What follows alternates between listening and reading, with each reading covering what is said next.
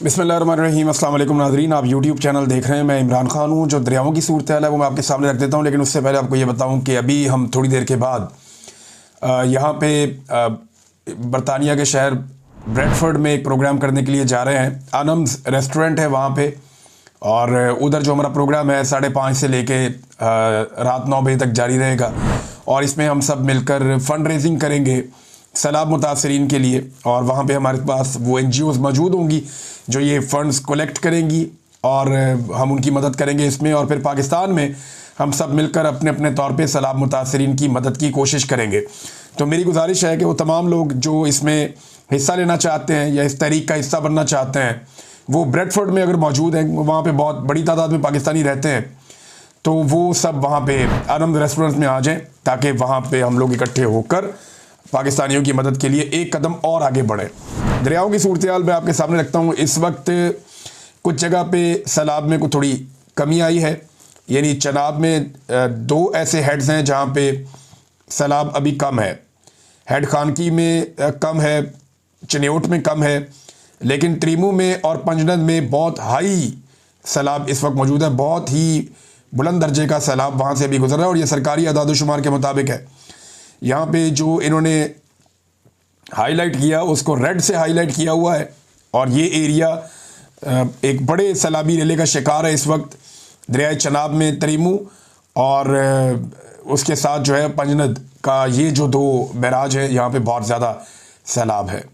जबकि एक दरियाए रावी में बल्लोकी के मुकाम पर बहुत ज़्यादा जो हेड बल्लोकी है, वहाँ पे बहुत ज़्यादा पानी का बड़ा रहला गुजर रहा है, उसको भी बहुत हाई करार दिया गया है। और इसके बाद गंडा सिंह वाला पे जो है वो सबसे ज़्यादा सैलाब की सूरत हाल इस वक्त पाकिस्तान में गंडा सिंह वाला पे है, जहाँ से 3,11,673 क्यूसिक का एक बड़ा रेला पानी का इस वक्त गुजर रहा है। और भारत ने पाकिस्तान को ख़बरदार किया, पहले से बताया कि यहाँ पे बहुत बड़ी मिकदार में पानी मज़ीद आ रहा है। जबकि हेड सलमान की भी इस वक्त सैलाब की सतह जो है, सैलाबी पानी बहुत ज़्यादा है।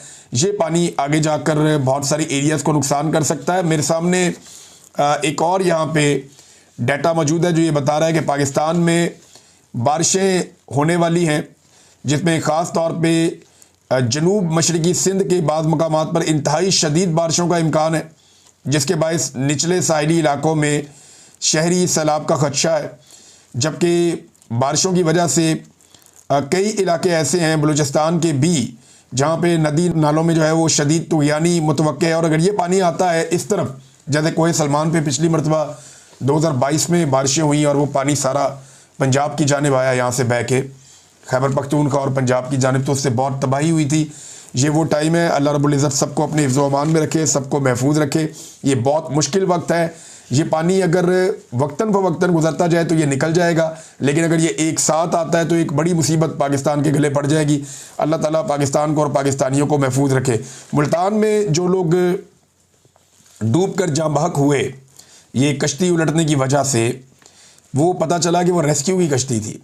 पहले मुझे ऐसा लगा कि शायद रेस्क्यू वाले तो ज़्यादा हिफाजत के साथ लेकर जाते हैं, लेकिन वहाँ रेस्क्यू से ये गलती हुई। उन्होंने जो लोग 4 बच्चे और एक खातून जो कश्ती में मौजूद थी, जो जाँ बहक हो गए, उन्होंने लाइफ जैकेट्स नहीं पहनी हुई थी। सामान की कमी है, देखिए ना, कश्तियाँ कम हैं, सामान कम है। अब रेस्क्यू वाले जो है वो लोगों को जब निकालना होता है तो ज़्यादा लोग भी बैठ जाते हैं बाज़ औक़ात कश्ती में। लोग निकलना चाहते हैं, जाना चाहते हैं, और ये रिस्क ले लेते हैं। रेस्क्यू के अमल में जो सबसे इम्पॉर्टेंट और मेन चीज़ होती है वो ये होती है कि आपने रिस्क बिल्कुल नहीं लेना। अपनी जान का रिस्क तो वो लेते हैं, लेकिन उसमें भी वो बड़ी एहतियात करते हैं, हर वक्त एहतियात करते हैं। लेकिन यहाँ इतने सारे लोगों को कश्ती में बैठाकर रेस्क्यू वालों को ही एक हादसा हो जाए, ये बहुत अफसोसनाक है। 1122 के पास ज़िला भर में बच्चों की सिर्फ 24 लाइफ जैकेट्स हैं। ये बहुत छोटे बच्चों की, छोटे साइज़ की होती है। अगर आप बड़े आदमी की जैकेट छोटे बच्चे को पहनाएं तो वो बीच में से निकल जाता है। तो छोटे बच्चों की सिर्फ 24 जैकेट्स हैं, जो बहुत कम है। मेरे ख्याल में सैकड़ों की तादाद में होनी चाहिए, क्योंकि बच्चों को भी इवैक्यूएट करना होता है। नादरीन, जो ये पंजनद पे पानी का एक 6 लाख क्यूसिक के आसपास का जो एक रेला है, इसमें इजाफा हो रहा है लगातार, और मुल्तान से रहीम यार खान तक के जो तमाम इलाके हैं वो इसकी वजह से अब ख़तरे में है। तो मैंने जैसे पहले भी कहा, अल्लाह ताला से दुआ है कि अल्लाह ताला सबको महफूज रखे। जो डीसी साहब हैं जिनकी कल मैं बात कर रहा था पिछले वीलॉग में, वो उन्होंने अपनी उंगलियां दिखाई हैं कि उनकी उंगली पे चोट लगी हुई और एक उंगली में कांटा लगा हुआ है। अल्लाह ताला उन्हें सेहत अता फरमाए। फौरी तौर पे उन्हें जो है अपने इलाज का सोचना चाहिए, अपना ख्याल रखना चाहिए। उनकी उंगली पे चोट लग गई, एक उंगली में थोड़ी जलन भी थी, एक उंगली जो है वो थोड़ा सा वहाँ पे कोई कांटा लग गया। देखें, डीसी साहब को दफ्तर में बैठना चाहिए या फील्ड के अंदर ऐसे आना चाहिए कि वो काम करवाएं। उन्हें जो ट्रेनिंग दी गई है वो मजदूरी की नहीं दी गई। मजदूर बेशुमार अवेलेबल है जो डीसी साहब के आसपास खड़े हुए होते हैं फारे। तो डीसी साहब ने काम करवाना है, उनकी ट्रेनिंग किसी और काम के लिए है। आपको मजदूर भर्ती नहीं किया गया, आपने मदद करनी है अपने दिमाग से, अपनी तरबियत के मुताबिक। लेकिन डीसी साहब को वीडियोस के शौक में वो बहुत सारे काम कर रहे हैं जिसके लिए उनकी बॉडी शायद ट्रेंड नहीं है। और अगर उन्हें ये लगता है कि उनके काम करने से लोगों को हौसला मिलेगा, तो वो इतने मशहूर आदमी तो है नहीं कि उनकी वजह से बाकी लोग काम करें। तो इससे बेहतर है कुछ सेलिब्रिटीज़ को बुला लें, कुछ ऐसे लोगों को बुला लें जो लोगों के साथ मिलकर काम करें या वो दिखाई दें, तो उससे एक इम्पैक्ट बनता है ना। आप खिलाड़ियों को बुला सकते हैं, आप फनकारों को बुला सकते हैं, आप सियासतदानों को बुला सकते हैं, आप हीरोज़ को बुला सकते हैं कि जी आप आएँ और आकर आप ये काम करें। तो उससे लोगों को जो है काम करने का जज्बा मिलता है। तो डीसी साहब उंगली कटा के खुदा ना खास्ता शहीद हो रहे हैं। अल्लाह ताला उनको सेहत अता फरमाए। नाज़रीन, गुजरात शहर से अभी तक पानी नहीं निकाला जा सका। जो अभी इतलात आ रही हैं गुजरात से वो ये है कि गुजरात शहर में जो पानी जमा हो गया, आज 5वां दिन है और वो पानी निकालने में सूबाई हुकूमत या वहाँ का जो ज़िले इंतज़ामिया है वो नाकाम है। आज भी जो सुबह या दोपहर को विजुअल्स आए उन्हें मैंने देखा, वहाँ पे गुजरात से पानी नहीं निकला। बहुत सारे लोगों ने मैसेजेस किए, पैगामात भेजे, उन्होंने कहा जी ये सूरत हाल हमने कभी भी नहीं देखी थी। इतनी बैड गवर्नेंस तो हमें अंदाज़ा ही नहीं था कि कभी होगी या इस लेवल पे गुजरात कभी डूब जाएगा। फिर ये कहते हैं कि जी बारिश बहुत ज़्यादा हो गई। बारिशें तो हमेशा से होती चली आई है, सियालकोट का रीजन है, ऊपर गुजरात है, यहाँ बारिशें होती हैं और ये सैलाबी पानी भी नहीं है।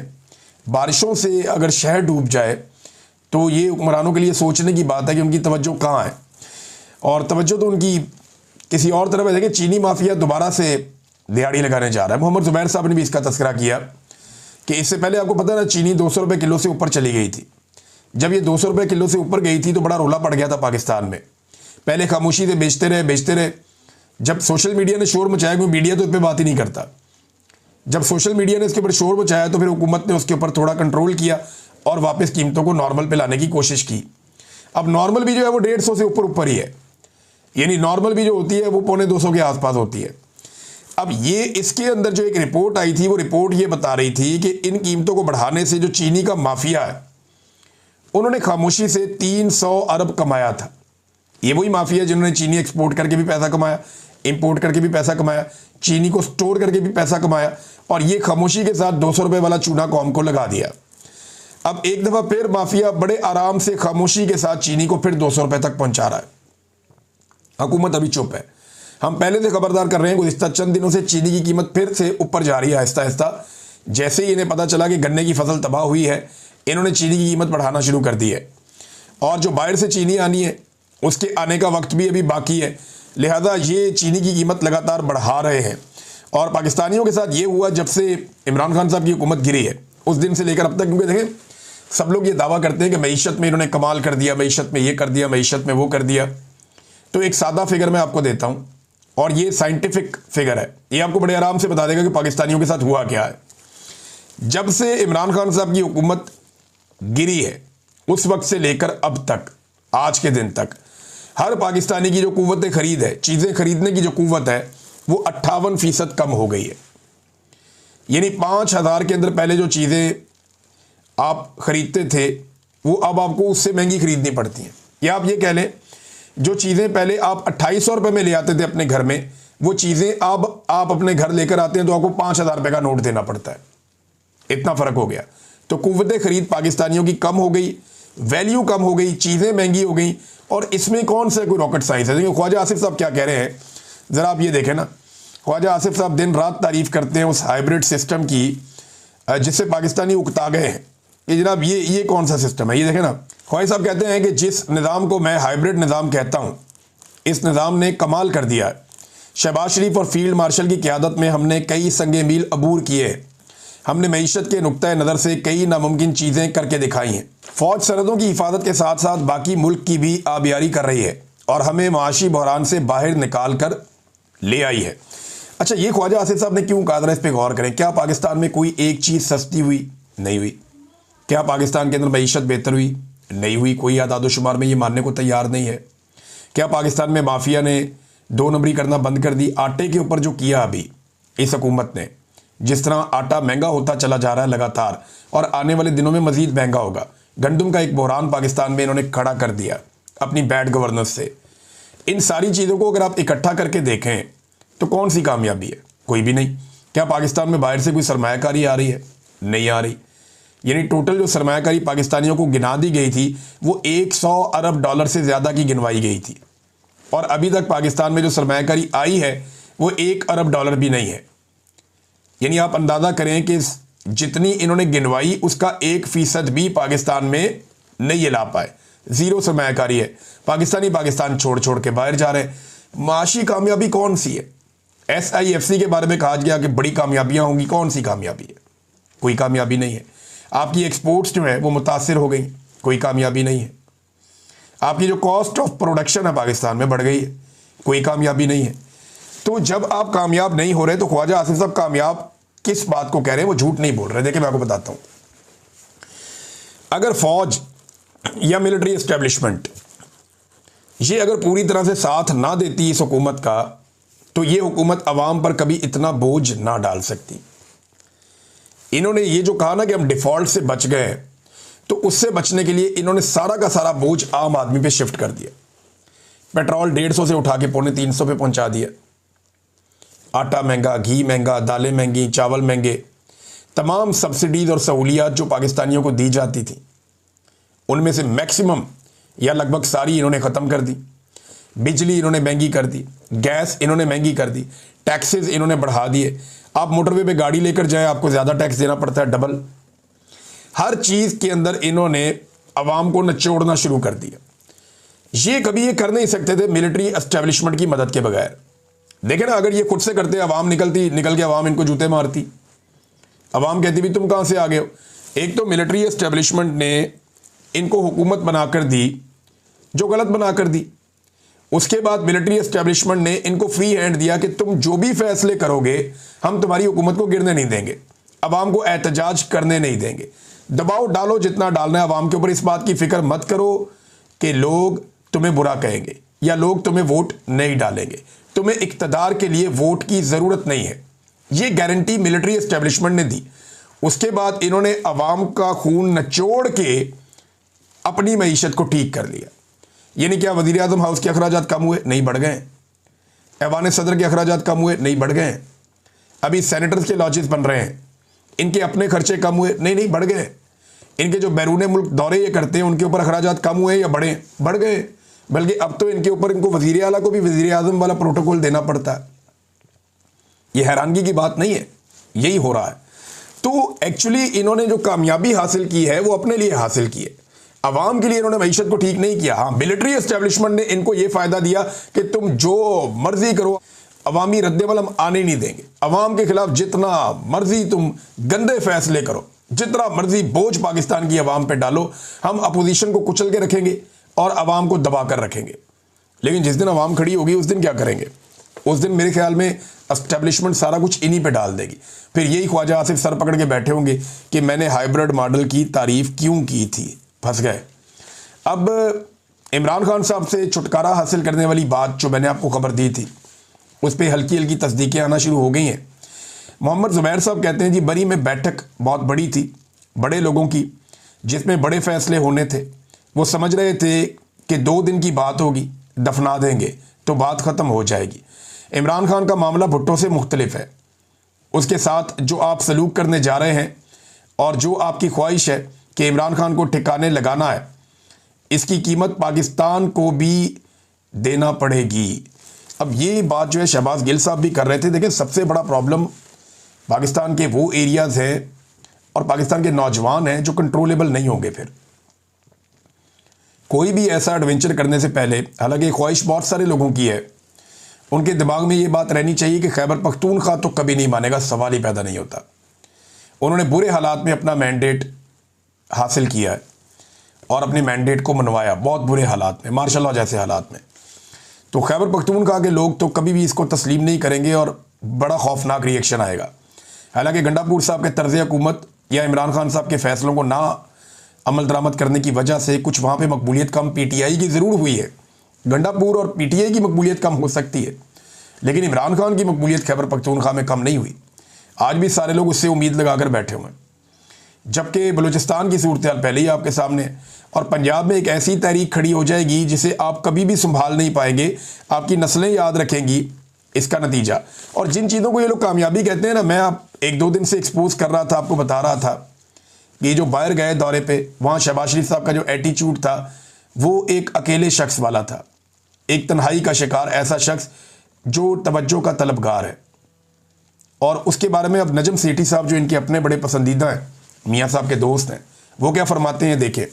शहबाज शरीफ लपक लपक के कभी प्यूटन के पास पहुंच जाते थे, लपक के चीनी सदर के पास पहुंच जाते थे।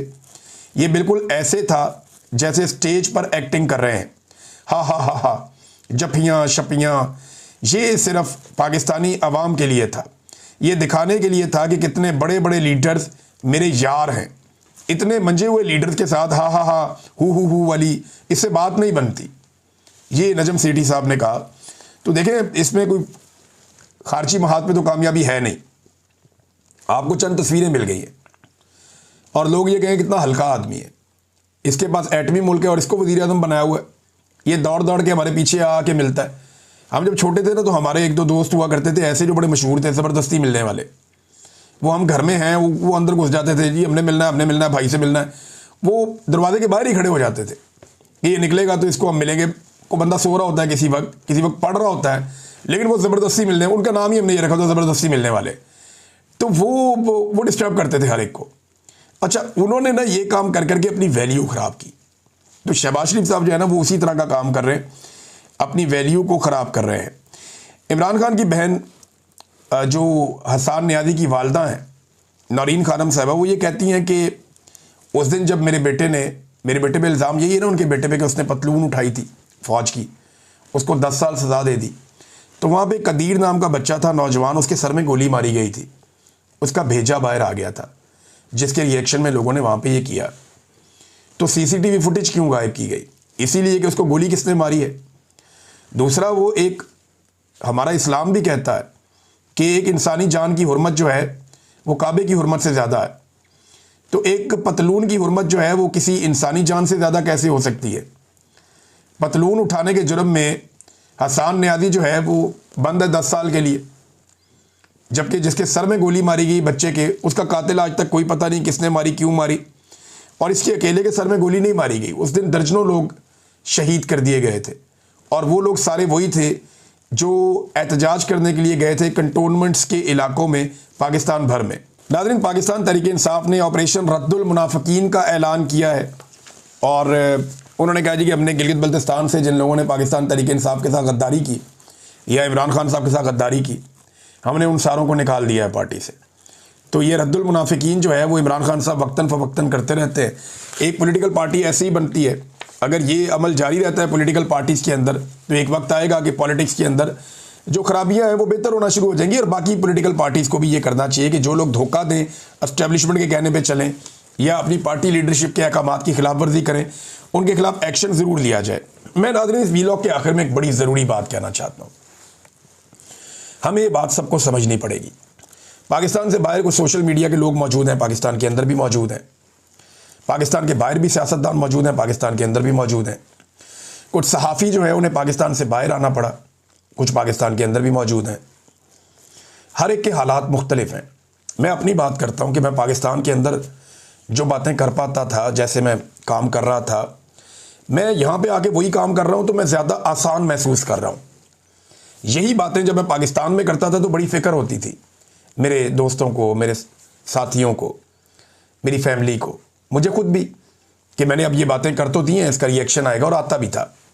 तो पाकिस्तान के अंदर आपके हालात कुछ और होते हैं, पाकिस्तान के बाहर कुछ और होते हैं।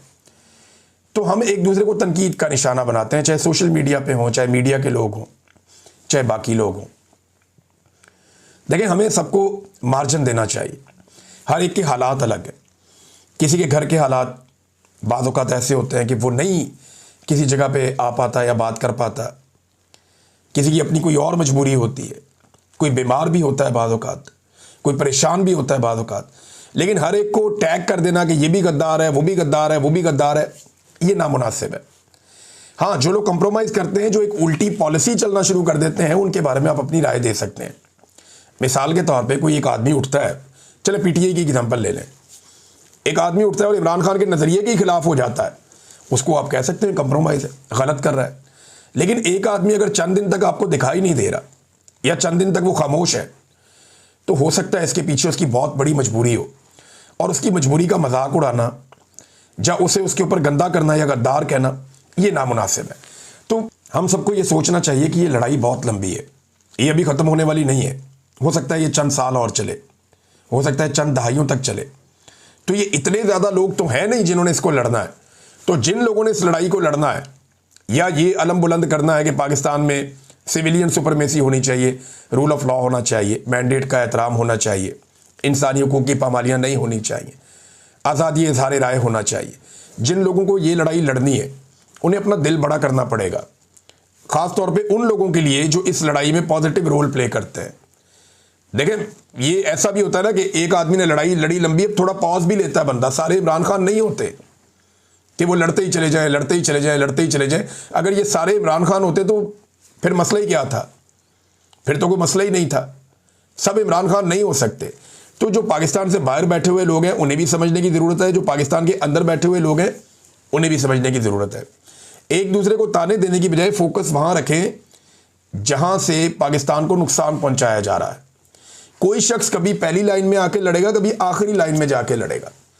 तो इस पे किसी को गद्दार कहना या उसके साथ ज्यादती करना ये नामुनासिब है।